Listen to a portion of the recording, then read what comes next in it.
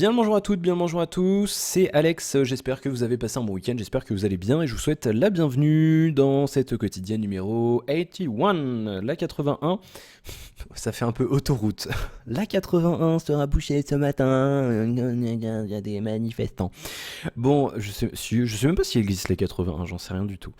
On est le lundi 14 septembre, on va commencer avec nos actus aujourd'hui, avec deux petites actus jeux vidéo. Je vous préviens, j'ai mal à l'œil encore, c'est un coup l'œil droit, un coup l'œil gauche. Aujourd'hui c'est celui-là, donc j'ai mal mais ça me gratte pas, c'est très étrange. Donc je sais pas. Bon. Oui, on va parler un petit peu jeux vidéo, on parlera ensuite high-tech, et puis ensuite je prendrai vos commentaires, ensuite je vous parlerai des actus un petit peu de la chaîne. J'ai une grande nouvelle aujourd'hui, une pyramide. Non, j'en ai pas beaucoup, mais j'en ai une, mais qui est intéressante. Mais je vais râler quand même, donc vous êtes prévenus. Bien, on commence avec Need for Speed. NFS, qui est une série que j'adore beaucoup, vous le savez maintenant. Un jeu de vroom vroom qui est cette année développé par Ghost Games. Et donc ça n'augure que du bon, hein. C'est eux qui avaient fait le NFS Rivals, que j'avais bien aimé. Le reboot de cette année, pourquoi je vous en parle, hein, parce qu'en fait il y a une bêta qui va se mettre en place. Bien sûr, Electronic Arts, ils adorent enculer les joueurs PC, donc une bêta console. Pourquoi on sait pas. Alors peut-être que la version PC elle est un peu niquée, donc on veut pas la montrer avant la vente, avant la sortie du jeu, je ne sais pas, je sais pas, hein, mais bon, parce qu'à savoir que Rivals était limité à 30 images secondes quand même de base, la version PC. C'est un petit peu la honte pour un jeu de voiture quand même. Donc je sais pas ce que nous prépare EA encore une fois. Donc vous pouvez vous inscrire sur needforspeed.com/fr_beta-signe-up. Voilà, bon, vous tapez bêta Need for Speed, vous la trouverez. Les inscriptions se terminent le 25 septembre. On n'a pas de date de lancement pour cette bêta, donc on verra ce que ça donne. Mais ça permettra d'avoir du gameplay un petit peu avant la sortie. Moi, j'ai du mal maintenant avec ces termes de bêta parce que le jeu sort quand même. Quand? Le 5 novembre, et il nous lance une bêta début octobre. Moi, plus ça va, plus ces bêtas, pour moi, c'est des démos. On appelle ça des bêtas. Maintenant, c'est juste pour cacher le fait que le jeu il est encore buggé.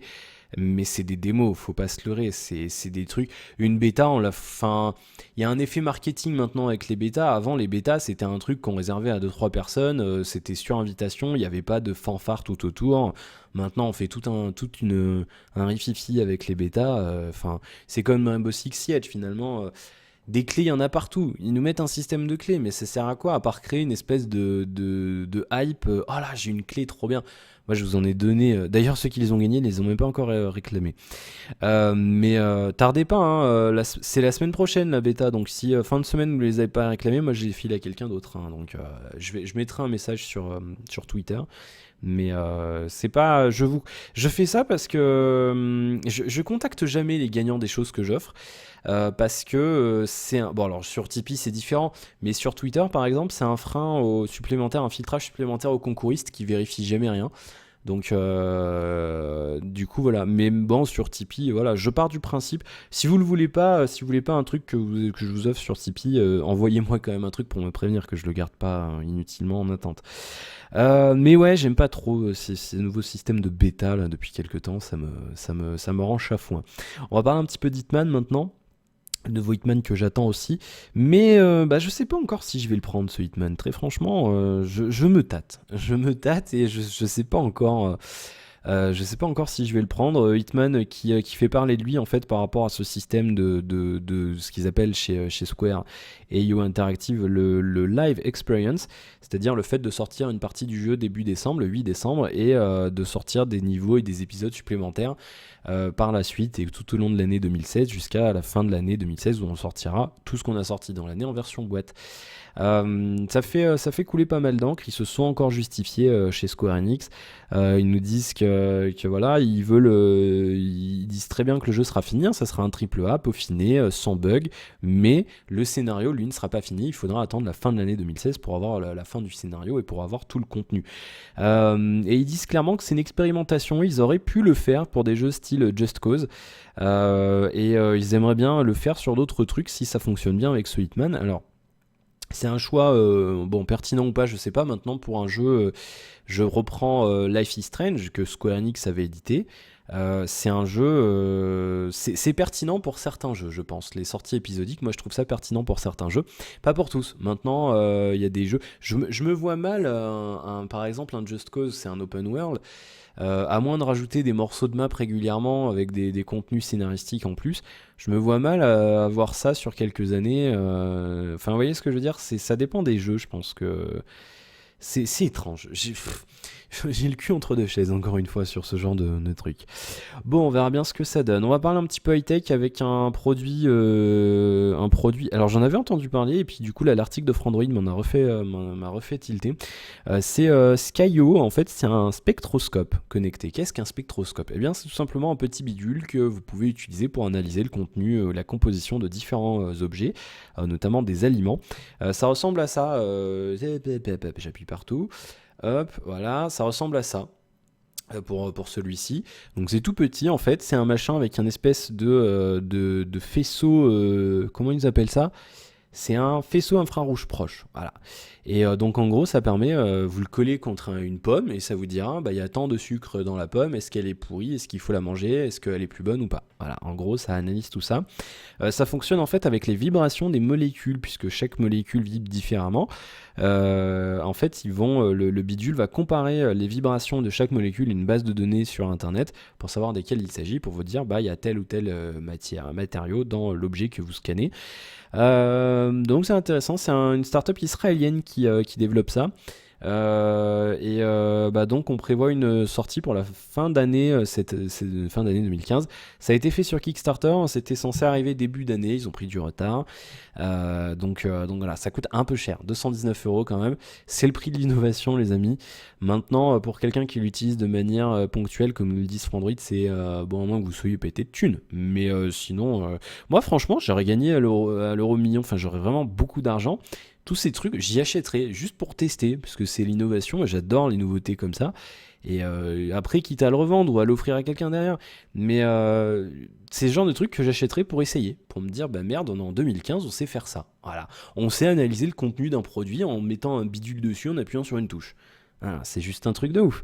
Donc bon, après, je pense que ça aura son petit parc d'utilisateurs maintenant. Pour le commun des mortels, ça m'étonnerait que ça se vende beaucoup, mais bon, bah, ça existe, voilà, ça existe et moi je trouve ça cool.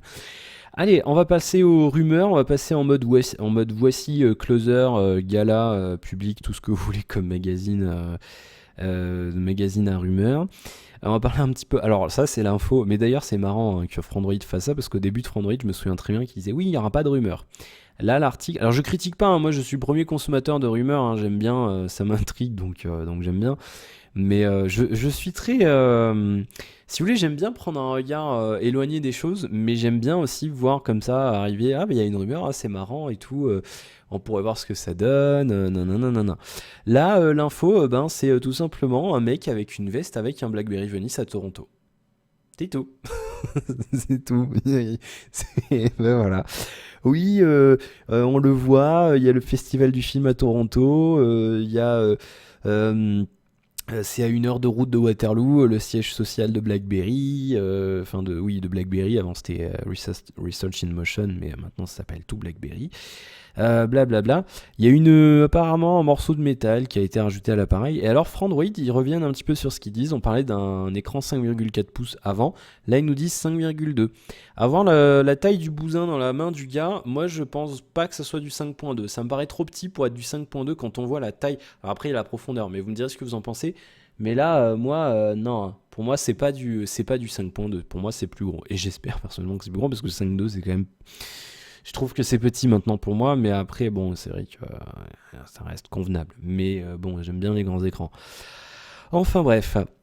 Voilà, bah, pas plus d'infos, si ce n'est qu'il y en a pas mal d'autres qui ont été aperçus dans ce coin-là. Donc le produit existe bel et bien, hein, c'est pas du bullshit. Maintenant, il faudrait que BlackBerry l'annonce, s'il vous plaît, annoncez-le, je veux. Je le veux, ce portable, non de bon sang de bonsoir. Donnez-moi un clavier physique, bon sang. Bon, autre rumeur, le Honor 7 Plus qui a été aperçu. Alors c'est Onlix et compagnie. Ils nous ont fait un rendu 3D. En fait, c'est une version tout simplement plus grande du Honor 7 qui a été annoncé il y a quelques semaines. On parle d'un écran,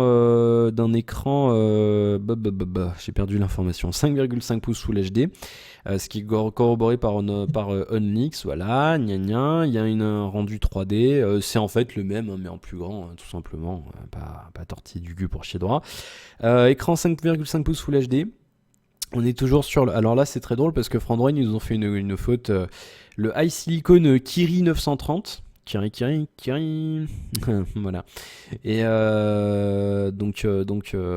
Bon, apparemment, c'est le 935. Il y a un gars de chez Honor qui m'a répondu. En plus, il m'a dit non, c'est le 935. Donc ils se sont trompés à 2 endroits. Le Mali T628 pour la partie vidéo, 3 Go de RAM, 16 Go de stockage extensible et une belle batterie de 4000 mAh. Ça fait rêver. Voilà, c'est la rumeur hein, bien sûr pour l'instant, donc rien de sûr. Et on parle de 13 mégapixels à l'arrière et 5 à l'avant. Voilà, la rumeur, mais 4000 c'est bien, c'est très bien. Voilà, bah si vous cherchez un successeur à un Mate 7 et que vous voulez rester chez Huawei, bah il faudra passer sur leur gamme Honor. Voilà, c'est tout, c'est comme ça. Allez, et puis les deux rumeurs du jour j'ai cru que j'avais pas lancé le chrono. Sur le Galaxy S7, deux rumeurs aujourd'hui. Il y aurait deux versions de ce terminal. On parlerait d'une version petite, avec un écran 5,1 ou 5,2 pouces, avec 3 Go de RAM. Et apparemment, il y aurait une version avec 4 Go de RAM qui serait la version plus grande. On parle de, on sait pas, entre 5,7 ou 5 et 5,9 pouces. Ça me paraît un petit peu plausible. Maintenant, est-ce que Samsung va encore recommencer? Parce que, alors, j'avais pas commencé à faire, j'étais pas sur YouTube à l'époque, je faisais encore, on était sur Gameit, et il y avait une période où, en fait, Samsung était là en mode, on va arrêter de faire n'importe nawak, on va arrêter de sortir 50 milliards de téléphones, on va arrêter d'inonder le marché. Donc ils ont fait leur S6, il est bien, enfin c'est un bon terminal, indéniablement le S6 est un bon produit. Mais là, ils recommencent à faire, c'est un petit péché chez eux, je crois. Ah ben on va faire ça, on va faire le active, on va faire le zoom, on va faire le machin, le truc, machin. 36 000 gammes, on a la gamme A, la gamme J, la gamme K, la gamme machin. Ça, il n'y a pas de fin, quoi. Il y a trop de produits différents sur une seule gamme et il y a trop de gammes en même temps. Alors du coup, voilà, ils ont leur... C'est une stratégie marketing comme une autre, hein, c'est comme je vous disais la dernière fois, mais bon, moi je trouve ça un petit peu dingue. Donc après, est-ce qu'ils vont faire deux S7 normaux, deux S7 Edge, ensuite il y aura le Note 6 avec une version, enfin c'est un truc, il n'y a pas de fin quoi. Et l'autre rumeur, c'est un site coréen cette fois-ci qui dit ça, c'est Sam Mobile, hein, ils sont assez bien renseignés en général. Il devrait avoir droit, le S7, à deux appareils photo arrière, un petit peu comme sur le M8 ou sur le Honor 6 Plus ou le ZTE Action plus récent. Dans l'idée, en fait, ce genre de config, ça permet d'appliquer des traitements supplémentaires aux images ou alors de calculer des... Comment expliquer ça? En gros, ça permet de faire des mises au point a posteriori après la prise d'image, c'est-à-dire vous voulez changer le focus une fois que vous avez pris votre photo, ça permet de le faire. Donc voilà, est-ce que c'est intéressant de faire ça? Est-ce qu'on n'a pas autre chose de plus intéressant à faire en innovation? Je vous laisserai mettre de la réflexion, j'en ai assez dit à ce niveau-là. Bien, vos commentaires, elle sera pas très longue cette quotidienne, hein. Elle sera pas très longue. Il faut que j'enquille sur la critique du Moto X-Play, donc faut que je me dépêche. Alors YouTube a décidé de me faire chier avec les commentaires, un coup il y en a, un coup il y en a pas. Allez, Nassim, je te regarde tous les soirs, tu me détends et tu es intéressant. Eh bien écoute, merci Nassim pour ton commentaire. Oh, je détends les gens, c'est cool, ça fait plaisir, merci beaucoup. Damien, Apple Pay est disponible au Royaume-Uni. Merci pour la précision. Il me semblait bien que ça avait été annoncé, alors après on verra si ça arrive en France un jour. J'aimerais bien quand même, mais bon. Rien n'est moins sûr. Pascal, merci Alex pour tes super vidéos. J'adore le genre Auvergnat râleur. Continue comme ça, fiston. Eh bien, écoute, oui, je vais continuer. Mais j'aime bien dire ce que je pense, contrairement à beaucoup de mes confrères, et ça fait la différence. Après, bon, ça prend, voilà, faut le temps que la sauce prenne, et il y en a qui adhèrent pas du tout, et je le conçois tout à fait. Mais voilà, moi, je me retiens pas. Un truc est merdique, je le dis. Il y a pas, faut que les gens le sachent. De toute façon, vous achetez un produit, si on vous dit pas que c'est de la merde, vous achetez de la merde. Ça sert à rien, autant acheter un truc bien. Donc bon. Bon, enfin bref, moi c'est un truc ça m'énerve que les gens disent pas ce qu'ils pensent, mais même dans la vie de tous les jours, les gens ils sont là, ah ouais, t'as vu, gna gna, elle fait ça. Bah ouais, bah dis-le quoi, ça te fait chier, sinon ça avancera jamais quoi. Enfin bref. Gamecraft, pardon, déjà la quotidienne numéro 80, mais va-t-il y avoir une quotidienne spéciale pour le numéro 100? Eh ben, il faudra regarder la numéro 100, tout simplement. Merci pour ton commentaire. Mon petit karatéka, bonsoir. C'est marrant, ça fait comme si tu t'appelais karatéka et que je te donnais ce petit surnom. Ma fin de phrase de mon dernier commentaire, j'étais remonté, j'ai pas donc fait attention à ce que je disais. C'est normal que tu n'aies pas compris. C'est gentil de me rassurer. C'est en tout cas ravi d'entendre que le S7 aura peut-être un emplacement pour les cartes micro SD. C'est cool. Ben. Oui, après, je conçois que... Enfin, moi, ça me gêne pas. Moi, très franchement, j'avais le G2 et le Nexus 4 avaient pas de slot micro SD. J'avais les versions 16 Go et ça me gênait pas plus que ça. Ça me gêne pas d'avoir 16 Go sur un terminal non extensible parce que je m'en sers pas pour stocker du contenu. Je veux dire, les photos, t'en prends, après c'est bon, tu le mets sur ton ordi, quoi. Après, à moins que vous partiez en randonnée et que vous embarquiez que votre portable, bon, chacun a ses usages. Moi, je m'en fous un peu. Je joue pas à des jeux qui pèsent 3 gigas, donc pour l'instant, ça me va encore. Maintenant, c'est vrai que c'est bien d'avoir une extension micro SD, c'est bien. Maintenant, c'est pas un... Comment on pourrait traduire ça en français? Je sais pas. Un tue-l'amour, peut-être. Un deal breaker. C'est pas un deal breaker, c'est un truc qui vous empêche d'acheter un produit. Le fait qu'il n'y ait pas de micro SD, pour moi, c'est pas si vous avez une traduction pour ça, j'en ai pas qui me vient à l'esprit. Ben, je sais pas, un casseur de hype, je sais pas. Bon, si vous avez une traduc, je prends. Ouais, donc oui, c'est pas un deal breaker pour moi. Après, je conçois que pour certaines personnes, ça le soit. C'est pas fluide, là. Je sais pas pourquoi, c'est chiant. J'ai l'impression qu'il y a un décalage, ça m'énerve. Bon, c'est pas grave. Vous écouterez que l'audio, hein, s'il y a un décalage. Je m'en excuse, mais là, dans l'aperçu, j'ai pas l'impression, mais l'autre jour, il y avait un décalage. Bon. Donc on verra, mais c'est vrai que je pense que ça manque un petit peu et je pense que ça peut être intéressant pour eux d'en remettre un et on verra ce que ça donne. Voilà, moi aussi j'adore jouer aux jeux vidéo sous la pluie, ça me relaxe, une bonne quotidienne comme d'habitude, bonne fin de journée à toi. Eh bien merci, mon petit karatéka, oui c'est bien, j'adore moi, la pluie, mon rêve c'est... quand j'étais petit, j'avais un Velux dans ma chambre et j'en ai pas eu depuis. Et là, mes parents sont en train de, vous le savez, hein, là, je suis chez mes parents. On va vendre la maison. Là, ils ont signé le compromis. Et donc là, ils cherchent une maison. Et on en a montré une ce matin. Il y a un espace sous le toit pour faire une chambre. Et je lui dis, moi, je veux je veux une chambre sous le toit. Ah, attends, j'adore ça, moi, la pluie sous le toit, c'est un petit kiff personnel, j'adore ça. Bon, merci pour ton commentaire. Commentaire de Vupoun. C'est chiant que la RAM ne se vide pas pareil en fonction de la quantité d'armes, c'est ce que je disais, ça fausse tout, impossible de comparer correctement et d'évaluer sa consommation réelle. Je ne sais pas si tu as besoin de faire tourner des machines virtuelles sur ton PC, mais j'ai l'impression que Linux gère mieux la RAM que Windows avec VirtualBox. Et j'en fais tourner une ou deux en permanence. Oui, mais encore une fois, c'est un usage particulier. Je veux dire, tu prends 1000 personnes, combien font tourner des machines virtuelles en permanence sur leur ordi? T'as un usage très spécifique, The Poon, t'es sous Linux, tu fais tourner des VM. Bon, c'est... c'est pas grand public comme usage, si tu veux. Maintenant, je suis d'accord avec toi que c'est difficile d'évaluer sa consommation en RAM sur PC. D'où l'intérêt, je pense, de ne pas se faire chier et de prendre 16 Go de RAM, comme ça t'es à l'aise. Après, il faut pouvoir se le permettre aussi, je suis d'accord. Concernant les jeux, je joue surtout aux jeux casual, pas complexes, donc c'est sûr que dans ce cas-là, 4 Go c'est suffisant. Par contre, 4 Go c'est mort pour jouer au jeu auquel tu joues. T'as raison. Bah oui, évidemment. Monter un PC avec 8 Go de RAM, c'est le minimum pour un PC gamer. Fait pour tenir quelques années, même un an si c'est pour jouer au jeu très récent. Oui, très franchement, là, si vous partez sur un PC pour la fin de l'année, là, pour Noël, Si vous changez pas de PC régulièrement, si vous prévoyez pas de faire des upgrades ou quoi que ce soit, prenez 16 Go. Si vous voulez être tranquille quelques années, il faut partir sur 16 Go maintenant. Là, ça y est, il va y avoir un déliage de main. Et les devs commencent à utiliser plus de 4 Go. On était beaucoup bloqués avec ça il y a quelques années.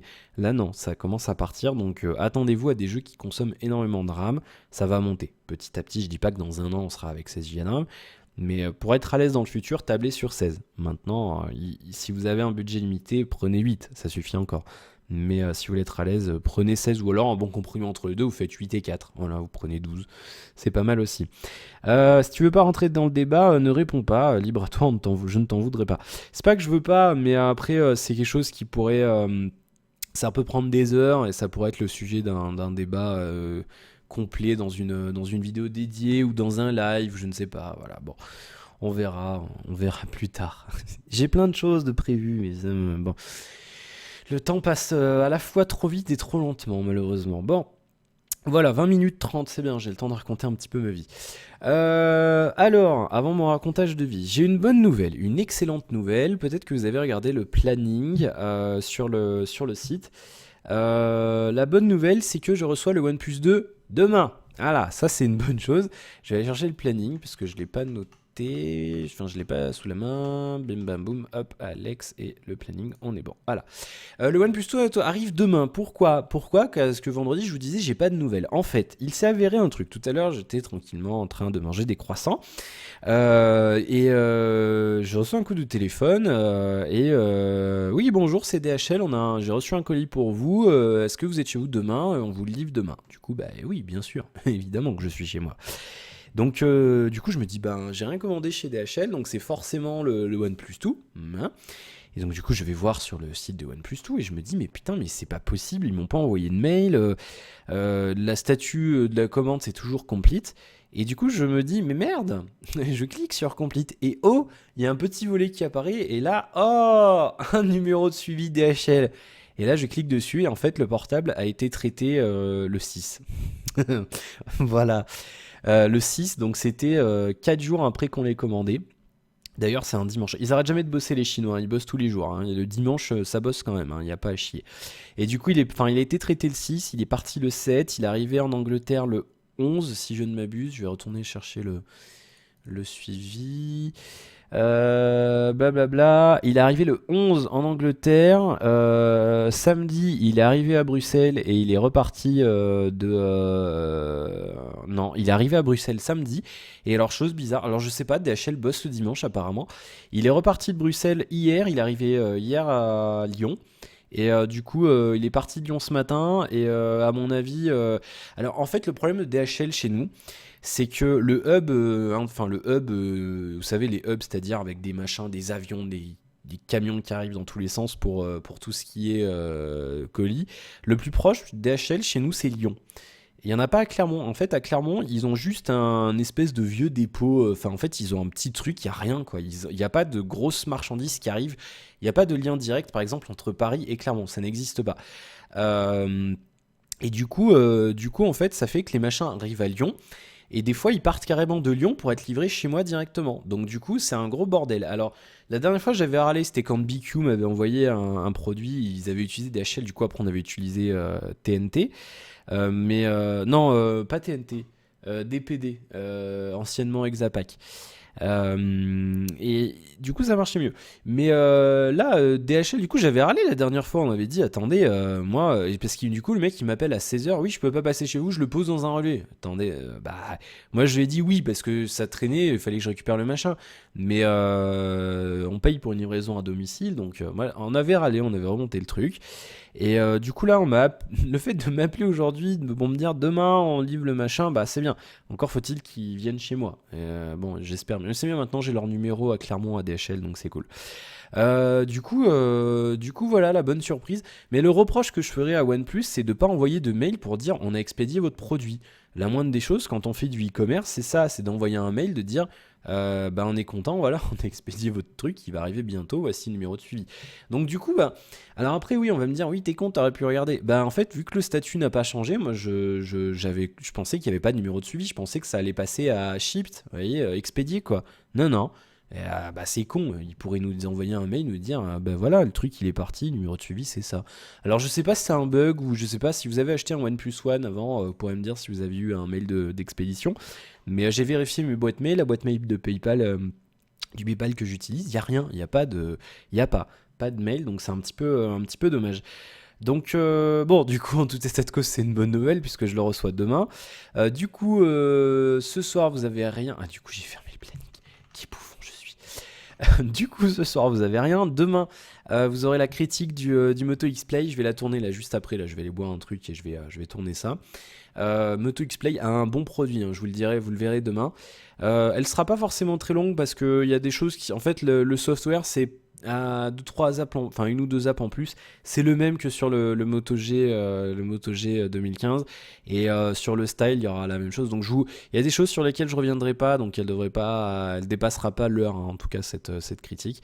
Euh, mais euh, mais voilà, en tout état de cause, c'est un bon produit, peut-être un peu cher pour ce que c'est. Maintenant, on a un grand écran, on a du dual SIM, on a de la 4G, on a une belle finition. Et puis voilà, on a un bon appareil photo 21 mégapixels. Il bombarde, hein, il est bon l'appareil photo. Pas déconner, hein. À Motorola, ils ont fait un effort parce que c'était un petit peu le point faible sur les dernières gènes de téléphones de Motorola. Là, on a un bel appareil. Donc ouais, 380 € prix recommandé. On peut le trouver un peu moins cher déjà, on le trouve autour de 350-340 €. C'est un petit peu plus cher que certains produits sous Snapdragon 615, mais il a ses petits avantages, il a une grosse batterie. Là, je vous donne un petit aperçu niveau batterie. On fait du 5h30 voire 6h screen on. Même, je pense, on peut pousser un petit peu plus si on fait vraiment gaffe. Et je fais 5h30 avec le slider de luminosité à fond. Attention. Donc, si vous le mettez au milieu, moi j'aime bien quand ça brille. Donc, bah oui. Mais en le mettant au milieu, comme ça, à mon avis, on peut aller au-delà de 6 heures. Mais ouais, hein, franchement, très très bonne chose. Et franchement, non, je dirais du bien. Il y a deux trois petites saloperies qui m'énervent sur la ROM, mais ça c'est plutôt inhérent à Android et pas à Motorola. Bon, j'en parlerai, mais sinon j'ai pas de reproche à faire. Donc je vais la tourner là juste après. Vous l'aurez demain. Demain du coup je ferai le déballage du OnePlus 2, donc vous l'aurez mercredi, déballage et prise en main bien entendu. Le OnePlus 2 que j'utiliserai en téléphone principal, alors peut-être pas très longtemps. Celui-là très franchement, je l'ai utilisé quelques jours en téléphone principal, 3 jours pour être exact. J'ai du mal en fait à décrocher de mon téléphone. Pourquoi? Il y a une raison très simple. C'est que j'ai tout mon écosystème et à chaque fois tout réinstaller, machiner. Il faut que je trouve une solution, une suite d'applis qui me permet de copier-coller en gros l'état de mon téléphone. C'est un truc qui manque cruellement dans Android. J'espère que ça arrivera un jour. Mais il y a aussi un truc, c'est qu'à chaque fois je suis obligé de reconfigurer ma montre et c'est chiant à crever, je vous assure, ça prend une plombe, c'est une horreur. Du coup voilà, je le fais pas non plus trop souvent, mais mais je le fais parce que ne pas utiliser le téléphone en téléphone principal, ça sert à rien pour faire une critique. Donc voilà. Jeudi, vous avez rien. Vendredi, alors on va innover un petit peu, on va essayer un truc. Vendredi, je vais essayer un petit peu de faire une espèce de tuto conseil. Alors je sais pas comment je vais appeler ça, il y aura peut-être pas de nom d'ailleurs. Du coup, ouais, vendredi, alors je vous ai fait un truc, je vais le préparer. C'est comment estimer la couverture réseau à un endroit précis. Alors je sais que ça arrive un peu tard, ça aurait dû arriver avant les vacances d'été. En fait, ce week-end, on a eu de la pluie, on a eu beaucoup de pluie, on a eu du vent, et j'ai eu des problèmes de connexion encore. Du coup, j'en ai chié comme un porc pour téléphoner, j'avais des coups de fil à passer, et C'était très pénible. Donc du coup, je me suis rabattu sur Skype à cause des incompétences des télécommunications en France. Et donc du coup, peu importe. Du coup, voilà, je me suis dit, bah, je vais faire ce topo-là et bah, je vous donnerai un petit peu. Alors peut-être que vous connaissez déjà tout. Bah, si c'est ça, bah, vous ne regarderez pas. Mais je vous donnerai mes petites astuces, comment je fais moi pour estimer la couverture réseau à un endroit, quand je pars en vacances ou quand je vais à un endroit précis ou ce genre de choses. Comment je fais, quel site j'utilise, comment je compare les données, etc. Et après, comment j'arrive à estimer à peu près, grosso modo, là où il y a du réseau. Donc je vous donnerai mes deux trois petites adresses de sites et de services que je connais, que j'utilise régulièrement, peut-être que vous connaissez pas. Donc voilà, comme ça, bah, c'est bien, on a une base pour comparer. Il faut pas se fier uniquement aux cartes des opérateurs, hein, sinon, c'est du gros bullshit, hein, vous l'avez peut-être sans doute déjà vu. Donc là, je parlerai de vraies données, de données utilisateurs et de trucs réels, quoi. Pas du bullshit calculé à l'arrache par les opérateurs pour faire joli. Ouais, on a plein de 4G. Mais ça marche jamais. Donc bon. Voilà, je vous donnerai ça vendredi, samedi rien de prévu et dimanche bien entendu l'épisode 5 de notre 6ème série de unboxing. Là va falloir on va réfléchir, faut que je réfléchisse, on m'a donné des adresses de sites sympas à tester pour de la bouffe, faut que je regarde. Et puis on en fera peut-être, il y aura peut-être une pause au niveau des unboxings. Mais voilà, on va continuer avec Mathilde bien entendu. Et on continuera ça prochainement. Voilà, bah j'ai pas fait grand chose de ce week-end et. Oh, je baille. Quel malpoli ce Alex alors, dis donc. J'ai beaucoup. Non, je suis un peu dans ma bulle en ce moment. Je suis un peu sur mon nuage. Et ça fait du bien, je vous assure. Mais non, j'ai pas fait grand chose ce week-end. Qu'est-ce que j'ai fait en fait? Bah rien. J'ai joué un petit peu, mais j'ai rien fait. J'ai presque regardé que des séries. J'ai pas fait grand chose du tout. Ah si, je me suis énervé sur Daisy parce que j'arrive pas à le capturer. C'est pour ça que je vous ai pas fait la vidéo du coup. Je vous en parlerai, je sais pas quand. J'essaierai de choper des gameplays sur YouTube. Je demanderai si je peux réutiliser des vidéos. Mais je vous en parlerai, c'est prévu, hein. Mais j'ai regardé Mister Robot du coup. Il me reste 2 épisodes pour la première saison. Et je crois que certains d'entre vous me l'avaient conseillé. Du coup, j'ai suivi votre conseil. Et très franchement, moi j'adhère. C'est assez. Alors, c'est spécial, hein. Il faut adhérer, il faut essayer. C'est assez spécial. Il faut aimer la mise en scène. C'est un petit peu. C'est un petit peu une série de psychopathes, hein. Je vous mens pas. Il faut vraiment apprécier. Euh, il faut regarder. Je peux pas vous dire c'est bien, c'est pas bien. Moi, j'aime bien. Putain, j'ai un truc dans l'œil. Je vous assure, il faut que j'aille. Je vais essayer d'attendre mon rendez-vous le 7 octobre, mais là j'ai un point noir dans l'œil, c'est affreux. J'espère que je fais pas un décollement de rétine parce qu'on n'a pas fini sinon. Mais ouais, c'est affreux, il veut pas partir, hein. Putain, affreux. Oui, donc pour moi c'est une bonne série. Maintenant, il faut que vous essayiez, mais moi j'aime beaucoup. Et puis il y a la VF de Person of Interest en saison 4. La saison 4 de Person of Interest en VF, plutôt dans l'ordre, ça fonctionne mieux, qui a commencé à sortir. Alors c'est diffusé le jeudi en Suisse, je crois, je suis pas sûr. Peu importe de toute façon. Et nous on l'a le vendredi en VHS qui provient de je ne sais pas où, hein. Bon, vous m'avez compris. Bon. Coucou Adopi, ça va bien? Vous vous amusez bien dans vos petits bureaux là, hein, avec votre petit budget de quelques millions d'euros pour essayer d'envoyer des mails et des courriers? Ah, bon, bah c'est bien, content pour vous. Aïe aïe aïe, pauvre France, avec ses chronologies des médias.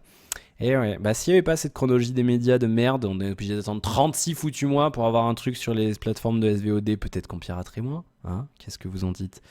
Moi le premier, hein, il y aurait plus de contenu sur Netflix, je paierais Netflix, même si c'était à 20 balles par mois. Là, il n'y a pas, obligé d'attendre 3 ans, non, allez vous faire voir, quoi, je suis désolé, ça va, quoi. Bon, voilà. J'ai pas grand chose d'autre à vous dire, donc on va y aller, je pense. Et puis voilà. Ah si, mais j'ai continué à faire mes recherches sur téléphone, sur le téléphone que, pas le groupe, il se reforme d'ailleurs, sur mon prochain téléphone. Du coup, je regarde un petit peu, mais je vais peut-être, je pense. Alors, on verra. Normalement, je change d'ici, grosso modo. Je sais pas en fait, franchement, j'en sais rien. Je pense que je vais changer. En fait, je voulais attendre les Nexus. Mais je sais pas, est-ce que les Nexus, on va les avoir je sais pas quand, on sait pas où on pourra les acheter. Je sens bien le coup qu'ils vont nous mettre un 810 dans le Nexus 6 et je ne veux pas du 810. Donc, donc je pense que voilà. J'ai envie de changer quand même parce que je me lasse du Mate 7. Donc je pense que je vais faire, c'est acheter le Galaxy S6 Edge Plus.